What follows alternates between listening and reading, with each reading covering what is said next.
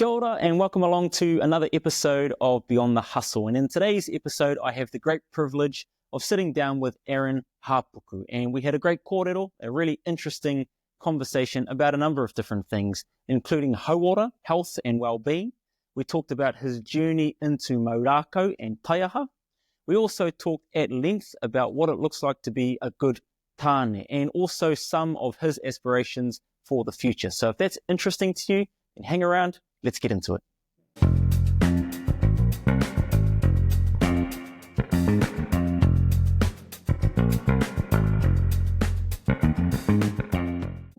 Aaron, tēnā koe hoa. Tēnā koe. Awesome to have you along on the podcast today. I really appreciate your time. I know you're a very busy person, and I've been looking forward to having this kōrero with you for a long time. So mihi nui ana kia koe e te tuakana. I want to start by just asking you about Hauora, because I know that you're really passionate about Hauora. You teach about Hauora at Te Whare Wānanga o Waitaha, is that right? Oh, tell me a little bit about that, Ewa. I'm teaching into the health science degree out at UC. Yep. Across a number of different things, Hauora Māori, in the public health promotion space, a little bit around positive mental health and resilience also. Heading into my fifth year at the university. Prior to that, I've had a public health promotion background. Probably the best health promotion I've experienced as a young fella has been coming through kapahaka and rākau. Very much, people-centered kind of kaupapa. And somehow it all landed me at the university doing what I'm doing now. And really enjoying it. Really keen to get and sort of explore that side, that taha of yours, rākau, kapahaka. But before we get there, as someone who's spent a lot of time in and around that health space, Hauora, we know about whare tapawha. It's not just about physical health; it's about all of that stuff. So, in your experience, what are the most important parts of Hauora that we as a community really should be focusing on? Yeah, that's a really good question. There's probably a couple of ways I would kind of lead into it. One being that my definition of Hauora for myself has changed over the years. Okay. What is it today? I think it changes through our lives as well. As a young man, like a lot of us out east, my Hauora was really defined quite physically. But as I've gotten older, I realised it's not just about me anymore. I used to measure my health by how much I could lift, how far I could run, all of those things that sometimes we anchor ourselves in. I now tend to measure my Hauora around my relationships. So I might think I'm doing fabulously well, but when I walk into my home at the end of the day, does my wife smile at me, or does she look a bit anxious? Do my children run to me and swing off my hip? That's a real kind of tohu to me about how healthy I am. So my health sits a lot now within my relationships. When Gina and I are communicating, when I walk in and my kids say "Papa" and my little boy runs and clings to my leg. Piri paua. Yeah, piri paua. That tends to tell me where I'm at. So it's a reflection of who and what is around me as well. I mean, my friends communicating, we're catching up regularly. But those things tend to tell me how healthy I am. It tends to reflect back at me. One of the things that I've talked about out at the Whare Wānanga and out at taiaha Wānanga as well, growing up, physicality tended to be a lot of where I placed myself. And I think we do that as Māori men sometimes as well. Sometimes when we've grown up, we haven't been able to control everything in our lives, but I could always control going to the gym. It was a bit of a sanctuary for me, a place where I felt safe. The 10 kg plate always weighed 10 kg. It was a known. It didn't argue with me or answer me back or try to start a fight with me. So I think it's really good for ourselves as men to find spaces where we can retreat to, where we feel safe, where we get a little bit of our own kind of therapy. And cool that you mentioned te whare tapawha. I think for a lot of us, it's good to think about which side of the whare is our doorway. Where is that kuaha? And for a lot of us, our entry into the whare has been through sport and physical activity. Yep. And I can reflect a couple of years ago, actually, prior to the last Te Matatini, I snapped my Achilles during the dress rehearsal for Te whakaaro. Literally a week or two before we were due to go. And I learned a lot about myself, and not all of it I liked. I found how much my well-being has sat within that taha tinana. And then once that was taken away, I had to really explore what those other sides meant to me and how to find it. So when you snapped that Achilles, that taha tinana, that physical side of the whare was taken away from you because you were injured. Yeah. And so what you had to really explore those other aspects. Yeah, and I didn't like everything I learned about myself either, because my whole approach to rongoa has been, I'm not feeling good, I'll go for a run. There's a bit of stress between me and Gina. I'll go to a Pilates class, I'll go to yoga, or I'll go surfing. And as soon as that wasn't there, I really had to explore that other side of things. It must have been tough. Yeah. And so talking to students sometimes who are in the sports space, or people like me that have led really physical lives. Yep. I've tried to bring it back to that sport kind of thing, because we understand that as men sometimes. Said, hey, if we're not lifting a barbell, if we're not pushing around heavy things, maybe this part of my body will get weak. But actually, how many emotional dumbbells have you lifted this week? How many spiritual overhead presses are we doing? Because our wairua, our minds, our emotions are like any other part of us. If we don't exercise those regularly, they get weak too. Yeah. And so sometimes when we're turning away from those things, we might think we're protecting ourselves, but are we? Yeah. Actually, a full range of emotions in our lives is really good. It's okay to have a cry, to be sad. I think it's even really useful sometimes to actually be angry, just let ourselves be angry. It's a part of going through that process of learning, of living a full life and going through a full range of motion, whatever that part of us looks like. It's interesting that you talk about Hauora, because I've heard and I've read so many times people talk about te whare tapawhā, and taha whānau as being one of them. But I've never really made the connection between actually how your whānau are interacting with you. Maybe that's what Mason Jury was talking about when he was talking about taha whānau. How engaged are your whānau with you? When you walk into the whare, you talked about Gina. Is she smiling back at you or not? And if she isn't, if there's a little bit of tension, maybe that's a sign that taha whānau is not as strong as it needs to be. And that's where you need to focus in order for your hauora to be healthy. Yeah, I think as Māori in general, we're very relational people. So much sits within our relationships. And that's been the beautiful thing about connecting to Te Ao Māori. I think also that where we situate ourselves as people is all people related within whānau, within hapu, within iwi, even as mātāwaka, where we're living, who we're connected to. So that taha whānau thing for me is really, really important. Not just my blood family, but all of the people that have become family to me over the years. The people we work with, that we love and laugh and cry with, tends to be how I measure myself. And my children are such a thermometer. They really take the temperature for me. I can think I'm doing well, but if I walk in and my son is sad, or he sees me and he goes and hides under a table because he thinks I might be upset or mad or whatever, that tells me exactly where I'm at. And that maybe there's things I need to hand out a few more cuddles or spend some time with the people that I care about the most. Read some more books. Yeah. Tuck them in a little bit. Taiaha. Yeah. Now, you mentioned earlier on the importance of kapahaka, taiaha, mau rākau. All my life that I've known you, I've always known you as part of that community and being really heavily involved, especially in mau rākau and taiaha. Why do you love it so much? Tell me what you love about that world and why it continues to draw you back in. That's a long conversation, that one, I think. We got time.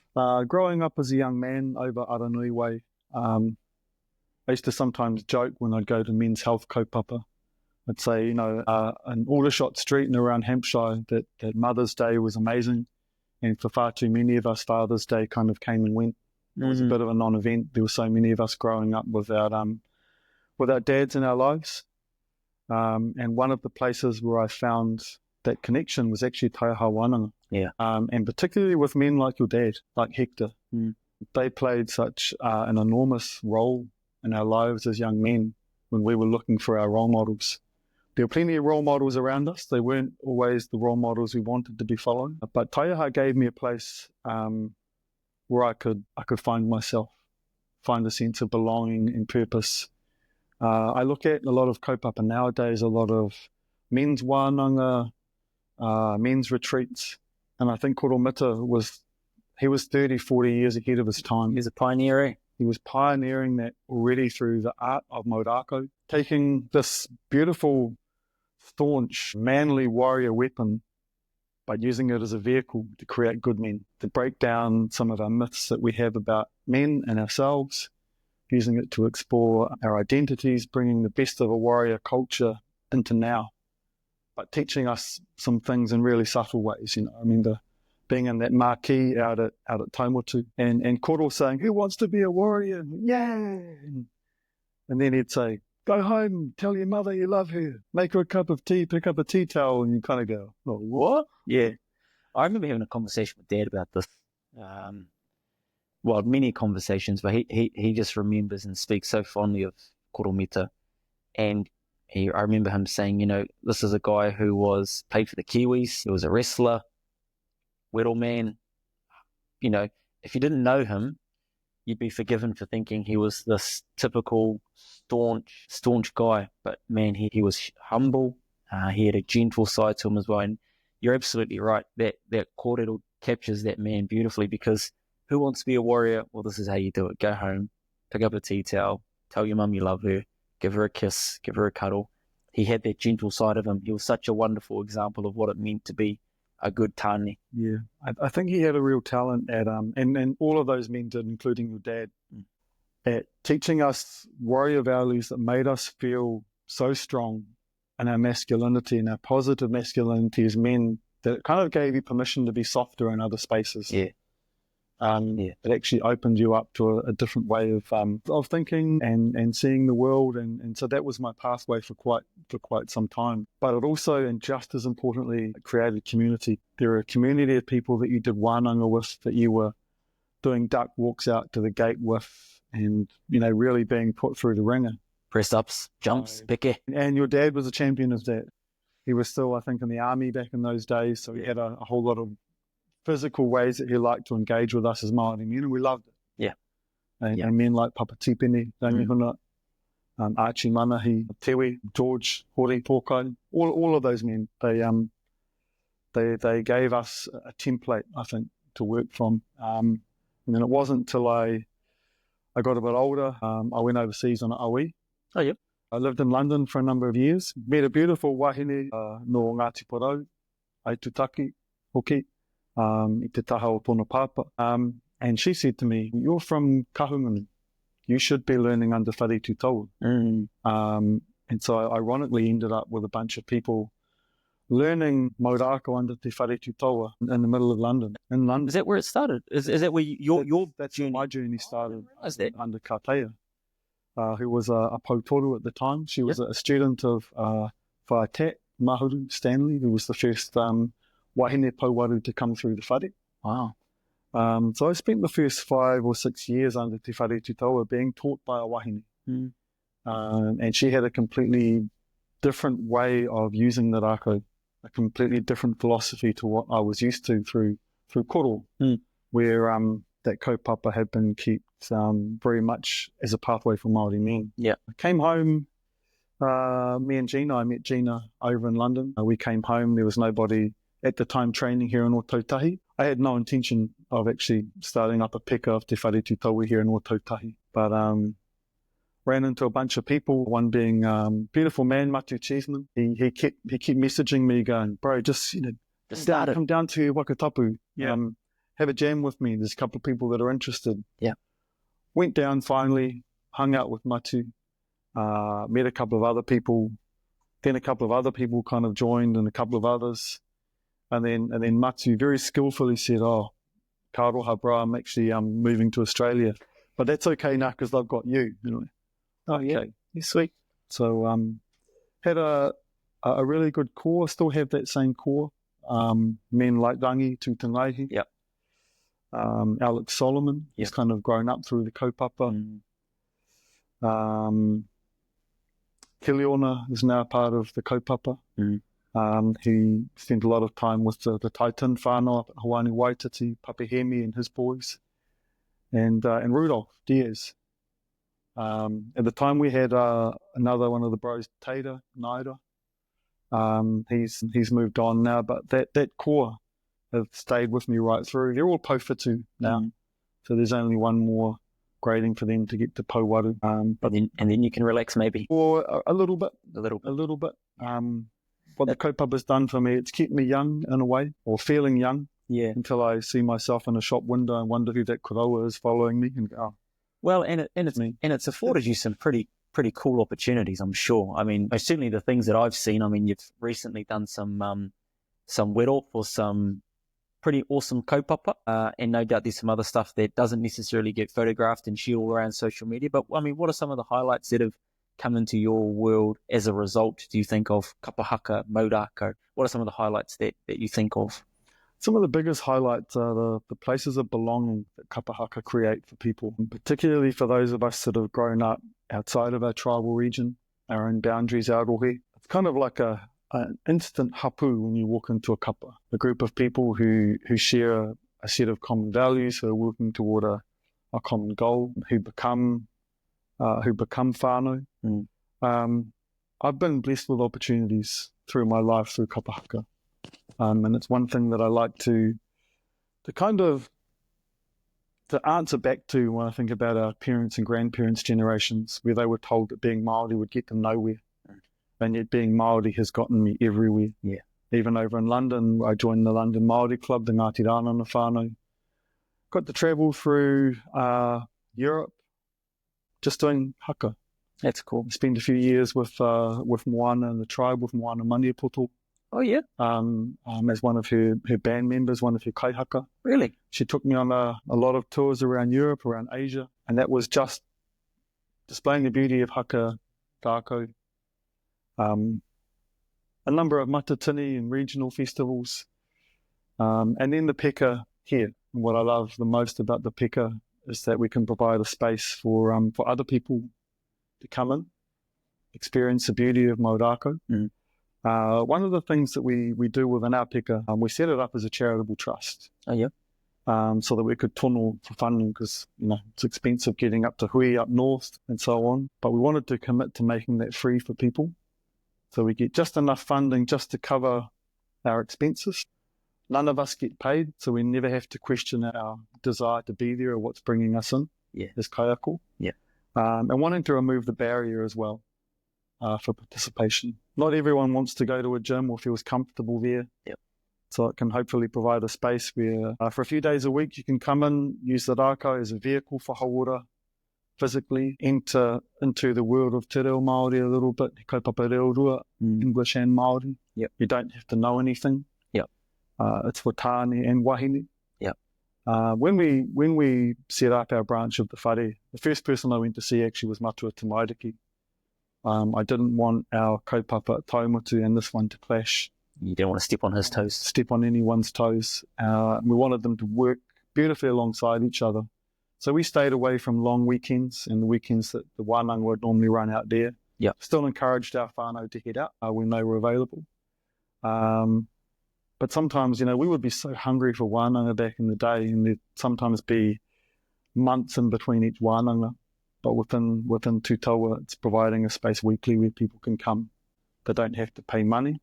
And I remember studying Te Reo through Te Wānanga o Aotearoa when me and Gina came back. And one of the philosophies that the wānanga had that I loved and we adopted was that you shouldn't have to pay money in your country to access your reo. And likewise with the rākau, you shouldn't have to pay money for what you whakapapa to. It hasn't been the fault of you or the generations before you that mātauranga had been lost. So it seems a bit of a travesty really to have to pay to get that back. So yeah, that's beautiful. Similar to what Mita used to say, it doesn't belong to us. We're kautiaki of it. We're there for the purpose of being that vessel and then passing it on to others so they can enjoy it too, so that it can live on.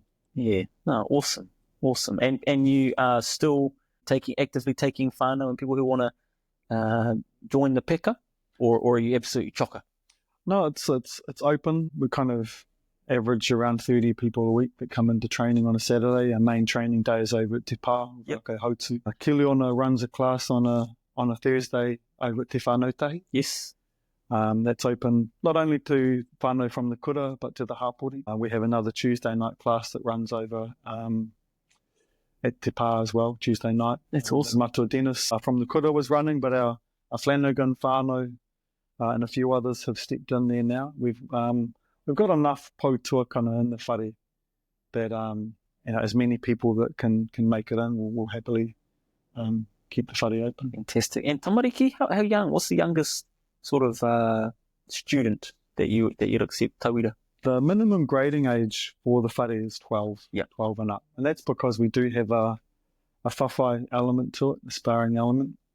Not to beat each other up, but it's another way of testing our skills and developing a skill set. But that's the grade. Yeah. I suppose you can start a little bit earlier and just kind of be in the space and immersed.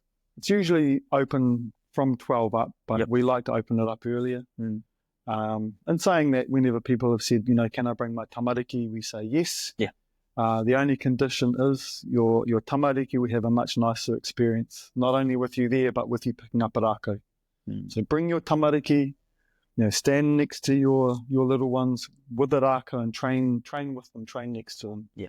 They have a much nicer time with mum or dad or auntie or uncle, or even with an older sibling. Yeah. If you're going to be there, might as well connect with them and do something together, eh?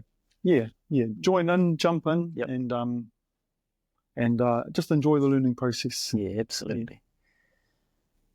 Eho, you've talked a little bit about your time, your early years over in Aranui. You've gone over to London, you've come back home, really found yourself, and I'm really interested to know if you had the opportunity to go back and talk to your 16-year-old self, your rangatahi, Aaron, what would you tell him? What would you do differently? That's a big one, eh? Not necessarily do differently, but I'm sure you've learned some stuff and you see the world differently now. What would you go back and tell that young version of yourself? Firstly, that it's going to be all right. Yeah. I think a lot of people might say that. Don't be so hard on yourself. At 16, you're hard on yourself, I think. But if someone once shared I think it was dubbed the 15, 25, 35 rule. What's that? At 15, you worry incessantly about what everyone thinks about you. Yep. At 25, you don't give two hoots about what anyone thinks about you. Yep. At 35, you realise they weren't thinking about you. Everyone was worrying about what was going on in their own lives sometime. I've never heard that, but I totally agree. If I could change anything, I might have embraced Te Ao Māori a little earlier. Yeah. We grew up in an area that was choka of Māori and Pasifika. We had people like Whaatuhi Puanaki at Aranui who were doing amazing things with our Māori students. But growing up in a whānau with a Māori father and a Pākehā mother, I had no concept really of what it meant to be Māori outside of the kind of hip-hop culture that we were involved in the community, the rugby league culture out east, which I loved as a young man. I think I would encourage myself to find those safe spaces that I could be in as well. While I loved rugby league, I also discovered surfing as a young man and loved that as much as anything. Yeah. Still one of my safe places is out in the ocean. Yeah, you still get out there? Still get out there as much as I can. I feel like when I paddle out into the ocean and my feet aren't connected to papa anymore, it's like a little back door out of life. I've left the island, and they're just good places around those different atua. Shifting from tāne out to Tangaroa. I think my messages to myself as a young man would be that I'd be much gentler with myself. And me and my mum were we were very close. Yeah. But I think I'd be kinder to her sometimes too. It can be frustrating as a young Māori man when you're literally sitting at a kitchen table some days looking up the path and wondering, where's my dad? Why won't my dad come home and play with me or throw a ball around in the yard with me? What's wrong with me? Is that how you felt? I think a lot of us felt that way. And I was deeply envious of those boys in the neighbourhood who did have dads. I think they were a little bit different sometimes, a little bit tougher or more sure of themselves at times. And do you think you took that out on mum? Not intentionally, but I think sometimes just the frustration of it and not being able to give a language to it as a young man either. You feel that absence, but you don't know how to define it in your life. What do you think the role of a dad is? You're a dad, you're a papa. What do you think? Why did you miss that so much? Not having papa around as much. And so therefore, what does a good dad need to be thinking about today, in your opinion? Yeah. As a young man, that was really hard to define, because you feel that there's something missing, but you can't articulate what that is. You don't understand the frustration that you're feeling around that. Probably wasn't until my adult years that I could really look back and understand the frustration of that part of my life being missing. Or really any of those older male role models.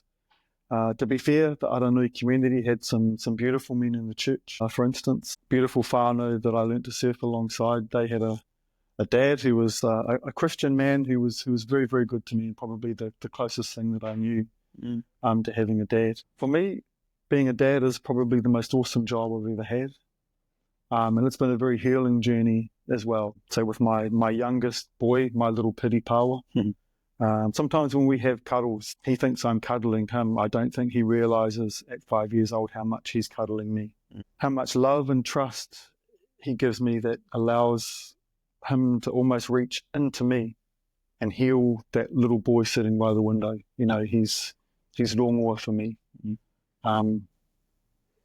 It was hard becoming a dad, even slightly older. I got travel out of the way, and then me and Gina had our kids a little bit later, but I had no template. And sometimes I look at my kids and I see such trust in their eyes. Oh, I'm okay because Papa's there. Yeah. And I look at them and think, mate, you've got no idea. I'm making this up as I go. I'm figuring this out. But I'm glad you've got faith in me. Yeah. And being a dad is a beautiful journey. It's interesting. Like my dad, similarities, because he grew up without a dad around, very angry at his dad. Looked at his uncles. He had awesome uncles around him who acted as father figures. But I remember him sharing something similar when he became a dad, having not had a good, solid role model to sort of go, I know what a good dad does. A lot of it he was just figuring out. And it wasn't until later on that he admitted that a lot of the stuff he was really scared to do, because he was disciplined so badly by his own father, a very violent man, back in the day. He was worried that gene was in him and that it would come out. And so he just avoided he let mum do all the disciplining growing up. And it wasn't until later on that, I think he came to the realization that that wasn't who he was. And he was able to really lean into that a little bit more. But initially, I think it scared him. Yeah, I can relate to that too in some ways. Sometimes just not knowing. Yeah. Or how your mood or things that are going on in your life can impact on your own tamariki. What I found, my tamariki are very resilient, very loving, very forgiving. We can have our little arguments, but they don't hold grudges. They'll come back in an hour and go, oh, hey, Papa, look at this. So they're very much my kaiako sometimes also. But I love being a dad, and if I had advice for other dads, it's, you're probably doing okay. It's okay to just trust yourself and be yourself. I think becoming dads, it can be an interesting journey with our wives as well, around how life changes. Yep. Yeah, I can agree with that. And how to embrace that there's sometimes three in the bed now, and there's a long queue and you're at the back of it. Yep. And that's okay too, and learning to adjust. I remember coming to that realization about 6 months after we had our mātāngua, our eldest. And I just kind of was thinking, and I had this moment where I realized that Jess and I used to get up every morning, we'd go for a walk, take the dog for a walk, throw the ball at the park. We had this thing that after mahi, we'd walk down to the butcher, get our dinner for the night, come home, cook it, sit in front of the TV, have some together time. And all of that changes as soon as a baby comes along. And so we almost went from, she was my best friend that I hung out with 24/7. We had all of these little routines and rituals that we did every day. And overnight, it just all changed. And no one really prepared me for that. It was fine. It changed, doesn't mean it was better or worse. It was just different. If you're not really prepared for that, then it can be a bit shocking. Yeah. You have to adjust, and find new ways to connect. Yeah, no, certainly I can relate to that. What do you think you're obviously very involved in the Hauora space. What do you think are some of the challenges that face not only just whānau Māori, but also tāne in the world at the moment? What are some of the biggest challenges you think? Yeah, I really feel for our young men these days. I think they're they're having to deal with some things that perhaps you and I didn't have to deal with. I remember growing up, and we were comparing apples with apples, our mates with our mates.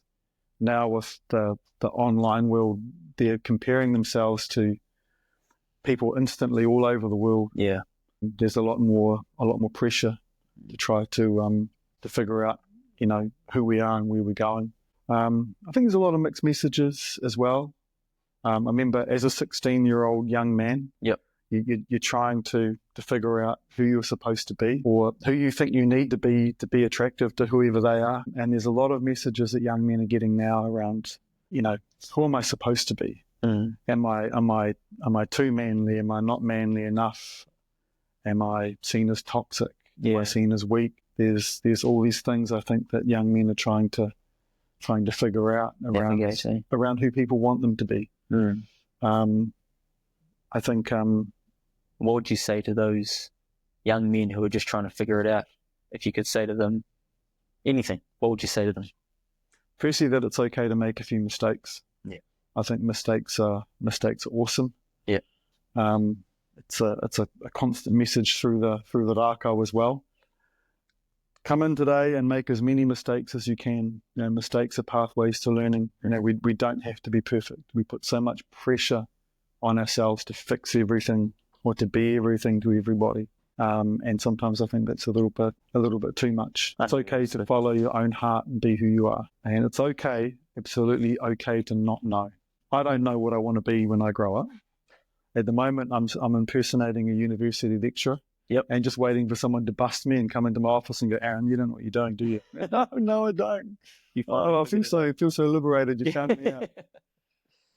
Yeah, no, that's a good message. Don't take life too seriously. It's okay to make mistakes, figure it out. It's all good. And it's okay to change your mind too. Yeah. Yeah, there's a lot of pressure on our rangatahi when they leave high school to sort of have the next 20, 30, 40 years figured out. Yeah, you're right. You don't need to. If I think about what I was thinking about when I was 16, 17, it probably wasn't this. But it's okay. You figure it out as you go along, and it's okay if I change my mind tomorrow and decide to go on a different pathway. It's one thing I like to say to our young Māori men. I like to say to anyone that will listen. I love being a Māori man. I actually really love being tāne Māori. And given the option to be any other kind of Māori man, any other kind of man in the world, I would still choose actively to be a Māori man. And I think Māori masculinities, when we're finding pathways to explore that positively, they're good things. And I think men like Mita and your dad also taught us some of those things in a really positive way. Beautiful. Aspirations for the future. You said maybe someone will walk into the office and bust you. What are you looking? What are some of the things that are in the pipeline that have got you excited at the moment? You got anything exciting that you're looking forward to? Or aspirations for myself. On a doctoral study journey at the moment. Are you? I'm studying toward my doctorate out at UC. Fantastic. Part-time. Looking at some of those examples that I've had in my life too, alongside koro mita. The most beautiful thing about Te Whare Tūtaua is that it actually took me home. It took me back to Kahungunu, back to the Hawke's Bay, back to my marae, to my hapu, to other places such as Takapau that we have whakapapa into as well. Yep. Where the Sharples whānau whakapapa into. And people like Papa Peter Sharples, seeing what their vision was for the rākau back in the 80s, and that he was and still is Dr. Peter Sharples. So for me, after the Pauwaru journey, it was, well, what do I want? And what do I want my children to see and mokopuna to see? That it might be, tōku ringa matau, taiaha. Got a taiaha in my right hand. Ringa maiwi, that I might have my doctorate in my left. Awesome. And that the beauty of Te Ao Māori in the world of education, becoming a doctor, those things can roll together really beautifully. I can't ask anyone to do anything unless I'm prepared to kind of do it myself. So I'm excited about that journey of embracing education. Jean is also a trained English teacher and teaching at Te Whānau Tahi. So aspirations to continue to raise our children in a whare where they love all of their whakapapa, Māori and Pākehā. So some of my aspirations around that whānau side of things are actually quite simple. Yeah. I hope that I can raise just strong, confident children. I know particularly with my daughters, whoever they fall in love with, or whoever the men are in their lives and whatever men's roles are in their lives. Quite often what I saw growing up was that the men that people sought out in their lives tended to reflect the men they had around them, for better or sometimes for worse. I think I have a big role in my children's lives to be the kind of man that they might one day look for, and that there's a responsibility that comes with that too. So my aspirations are often around my family. I haven't been hugely motivated by money necessarily. Just want to be around good people. It's an interesting point. I agree with you around the role of, one of the roles that I take really seriously is trying to be an example to my own tamariki of what I think a good tāne should be for my daughters, but also for my son as well. So we often sit and have deep kōrero about all sorts of different things, and I think it's important that I show them that vulnerable side of who I am as well, so that they know that that's okay. That's just my opinion. That's just what I think a good tāne should look like. But for those very reasons, so that one day when they're out there looking for good examples, hopefully they'll think of me and they'll go, "Oh, that person reminds me of my own papa. I love my own papa. He always took care of me," and so that's the sort of person that I can kind of be around and feel safe around. So I like that. I like that for Kyle. They definitely connect with the idea of vulnerability, being vulnerable around our children, being vulnerable around our partners, but also our friends. Yeah. What I love about my close friends, including our brothers in Tūtaua, is that when we greet, we always greet with a hug, which is funny because we can smash each other with a rākau, full contacts, but have a big hug afterwards. And with my close friends, I like to say regularly, love you, brother. Yeah. Knowing that it's not just telling your close friends you love them, it's all those little ears around you that pick up on those things and hear that and understand through the practice of it, not just the saying of it. Yeah. That they see the men in their lives tell other men that they love them, that we treat our families and those around us with love and tenderness. And I think that's where really powerful expressions like haka and rākau are beautiful, because you get to really explore that very strong side of you that allows you to then be so soft in other areas. Kai haka and kai rākau are some of the softest and gentlest men that I know. Martial artists that I know. I think ironically become sometimes the safest people you have in your neighbourhood. Yeah. And do you think it's part of that softness, being so confident and so hard in some aspects of your life, creates space for that softer side of you to come out? Do you think that the two are related? I think that's helped me. Yeah. It has helped me personally. And it helps you put them into context of where it's good to be strong and solid. And then those other contexts around family and community where it's good to be soft and gentle. Yep. You can feel soft and gentle, I think, without feeling vulnerable in a negative way. But having those spaces where you can fill all of those different parts of you, I think is good in a holistic way. It comes full circle, back to that whare tapawhā that we talked about. It's more than just the physical, but it's all of those other taha, all of those other aspects of it. Bro, what's got you really excited at the moment? What are you excited about? What I have been excited about is, ironically, where things sit at the moment within Te Ao Māori.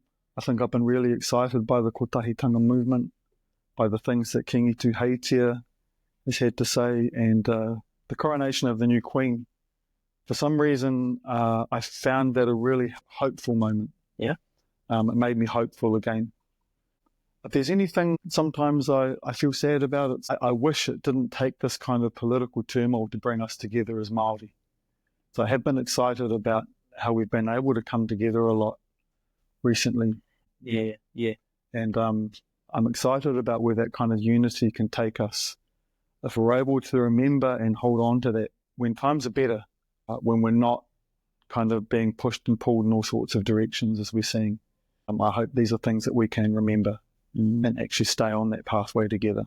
Yeah. When we're seeing young wahine toa stand up in Parliament and do haka, and seeing how that beams out across the world even if this country doesn't like it, but there are other areas of the world that just go, wow. I think they're things that we can be proud of and look at and say, actually, there is so much good in Te Ao Māori. There are so many good people, passionate people doing incredible things. That makes me really hopeful for the future. That's awesome. Any final whakaaro e hoa before we wrap it up? It's been awesome. Just a thank you for inviting me to be a part of your podcast. And I think something we touched on earlier as well, for whānau, if you have a man in your life that you value, see the Superman in the man that you have around you. I've been in the men's health space for a while, where we've had Men's Health Week and Men's Health Month. And we quite often, as we talked about earlier, we idolise sporting figures. We idolise film stars. And it's not that they're bad people. They're there in the public eye and they get out there and do good things. But I'm also interested in the everyday average guy just up the road from us who does extraordinary things with his ordinary life. How do we make that guy a hero? Where's the award for the guy that just gets up every day, works in a job that he doesn't necessarily love? By 4 o'clock, he's looking at the clock going, oh, one more hour to go. Yeah. But just gets up and does a hard grind. Yeah. Tucks his kids into bed every day, is the best husband that he can be to his wife. Makes a few mistakes, but still gets himself up again and just keeps carrying on. I think there are a lot of those everyday heroes, lots of everyday dads, lots of everyday mums that do incredible things, and sometimes we can overlook the superheroes we have around us. Sometimes the unsung heroes. Unsung heroes. Not saying we need to turn up with a big trophy or something, but sometimes just a small acknowledgement of the people in our lives who do great things for us. I think those things go a long way. I also loved your idea, or just your message around normalizing I love you, because we're so reluctant to say it.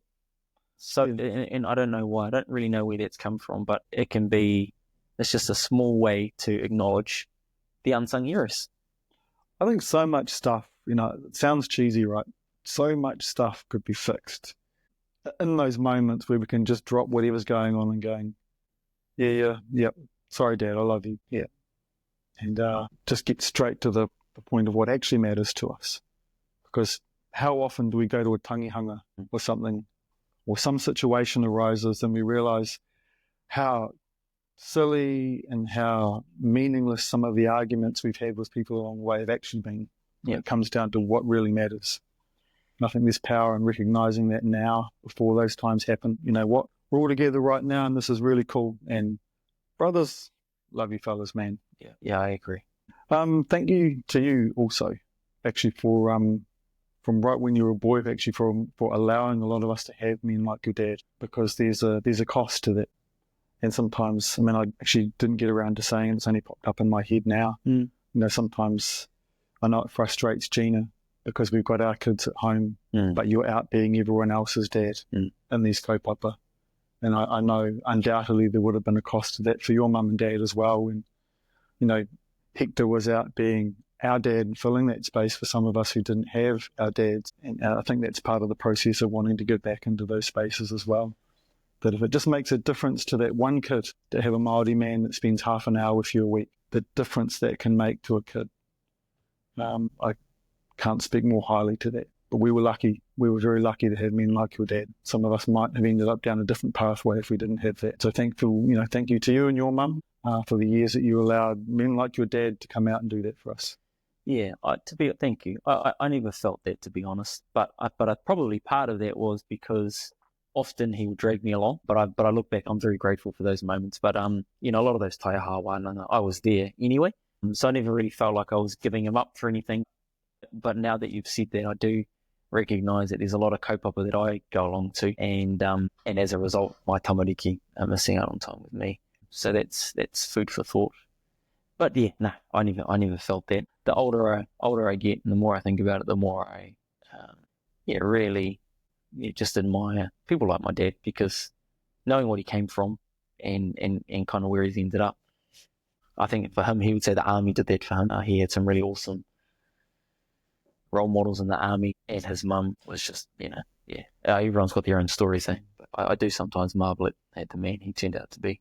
I went to a tangi a few years ago now for a friend of mine's father, and they were heavily involved in the church, and he was a pastor, and it was there that I was really woken up to that that notion of being everyone else's dad, because he stood up, or his brother actually stood up at the tangi and said, I was angry with my dad because he was my dad, and he was just never there. He was out being everyone's dad. I used to get frustrated. But he was, his dad was a beautiful man, but it made me really sit back and think, every holidays I'm at a taiaha whānau, how much is that actually frustrating my wife? And at what point do my kids say, oh, where's dad? Dad's at a taiaha whānau. Oh, when's he coming home to see me?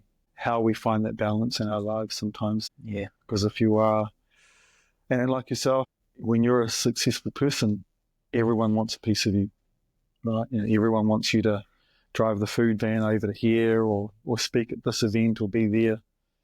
Yeah, how we balance that can be a juggle, eh? Yep, can be. Yeah, especially when but it's important to be over there. Yeah. But I think if we're walking in and the kids still want to cling to us, and wifey still says, "Hey, darling, how was your day?" At least we know, okay, well, things are still okay here. That might not want to push it too far, but it's still, Yeah. Yeah. So it's a difficult balance to strike sometimes, you're right. So I measure that someday. I had a guy, Tim Bateman, on the podcast a few weeks ago. He gave me a really interesting analogy. He talked about rubber balls and glass balls. I'd never heard of it. But he was talking about in life, we constantly juggling all these different balls, and your relationship with Gina might be one, or your tamariki, or work, or taiaha, all these different balls that we're trying to juggle. And he said, sometimes it's important just to recognize when a ball is a rubber ball and when it's a glass ball. And he said, sometimes, when your relationship is really good, so he was talking about his relationship with his wife, Laura, when that is really, really strong, it's like a rubber ball. And if you drop it from time to time, that's okay. It'll bounce back up and you can kind of keep juggling. But he said sometimes when that relationship turns into a glass ball, you have to recognize that and realize that it's time to drop everything else and focus on that part of your life, because you can't afford to drop glass balls. They don't bounce back up. Yeah, I think when you've been married a while and we feel so solid in our home life, there's a real risk of taking that for granted. Totally.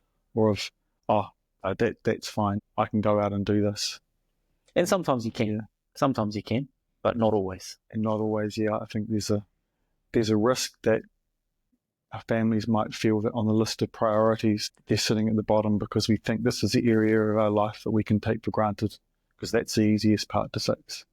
And sometimes it's might require a little bit more nuance than that. Yeah. No, it's awesome, bro. It's a good place to leave it, I think, bro. I really appreciate your time. I've really enjoyed our kōrero today, and lots there to unpack. I'm going to go away and think about a lot of it. I have to say, I really admire you for a lot of reasons. I think you're an excellent example of what it means to be a proud tāne Māori. You love your wife, you love your tamariki. Some of your messages around how you measure your hauora, how willing your tamariki are to come and cling on, how your wife responds to you when you walk through the door. Those are beautiful kōrero e hoa. Thank you for all that you do in our own hapori, in our own community, especially around things like rākau, mental health, men's mental health especially. I admire you a lot, Aaron. So tēnā koe e hoa. And I've really enjoyed our kōrero, and thank you very much for all of the lovely things that you said about my own papa, but also for being such a great example for me and for others, and for coming on the podcast today. I really appreciate it. Until next time, tēnā koe. Tēnā koe.